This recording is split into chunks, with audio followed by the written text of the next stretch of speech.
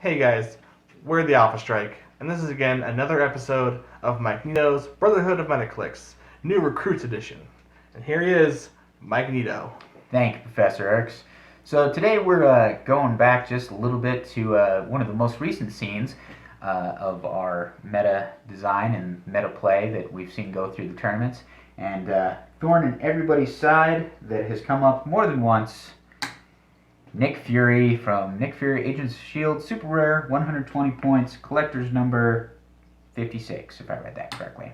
We all know him, we all hate him, we all love him, and he's around. Everybody has affectionately coined him the Nick Balls of Fury because he has those two delectable eyeballs that he's holding on to, which look similar to another part of the human anatomy. And his gigantic gun. That sniper rifle, though. Phallic much? Nah, we're good. Alright, so overall strengths of Nick Balls of Fury. Improved for line of fire, ignores elevated, hindering, and character bases. Only thing stopping him from shooting is blocking terrain.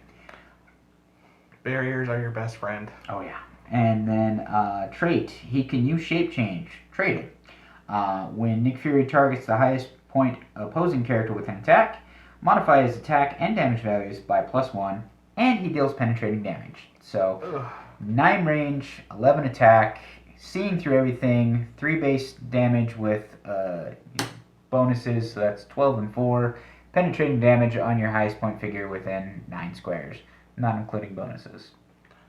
What's his damage power? The special damage power is he can use probability control, so not only if I miss, I can shoot again, and I can give him a free action and choose a power the opposing character within range and line of fire can use. That character can't use that power until your next turn, so it's not even outwit. It's, oh, what's that? You have a special power that lets you use something, or a trait that lets you use something? You can't use it anymore. That's just... oh. And then I'm going to shoot you from 9 squares away with 4 penetrating damage with 12 attack, plus whatever modifiers I put on there.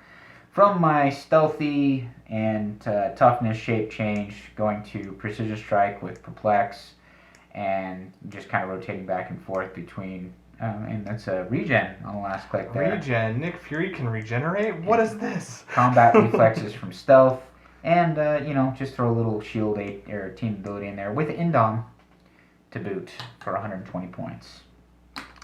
So overall, those strengths are some mighty strengths. That's why you saw a lot of meta play, but doesn't seem to be such a threat anymore these days.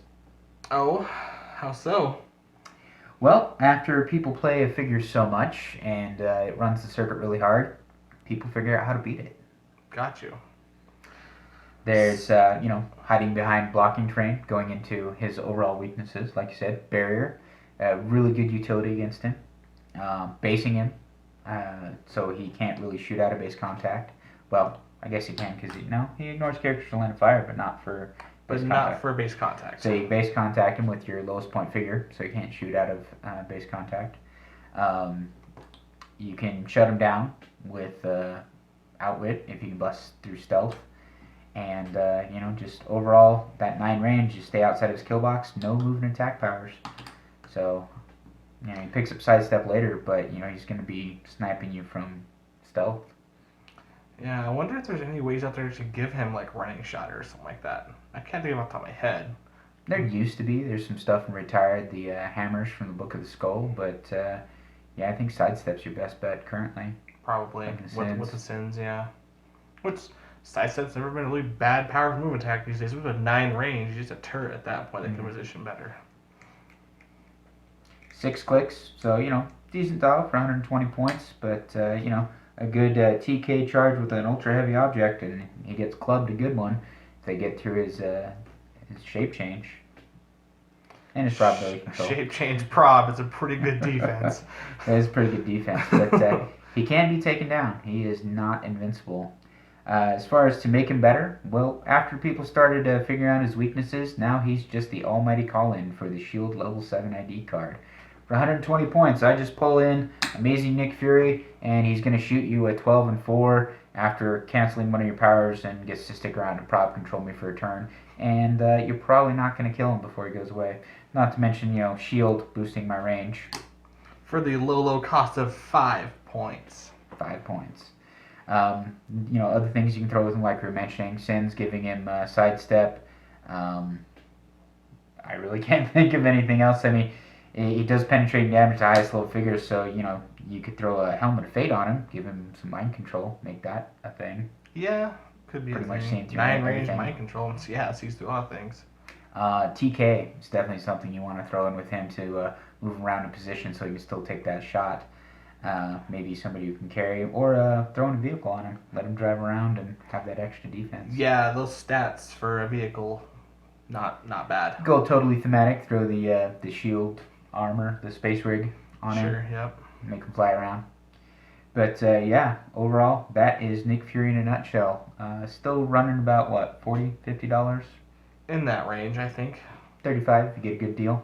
Definitely something worth having your hands on, especially if you've got that S.H.I.E.L.D. level 7 ID card. Yes. Definitely total utility there. Well, I think the rest of this episode. How, Mikeneto? Yeah, that's Nick Fury and all his amazing cosmic assassin. I took out everybody and lived to tell the tale of glory. Alright, guys. Well, that's been this episode. Make sure to like, comment, and subscribe, and tell us how we're doing. And we'll see you guys in the next episode. Remember, strike first. Strike hard.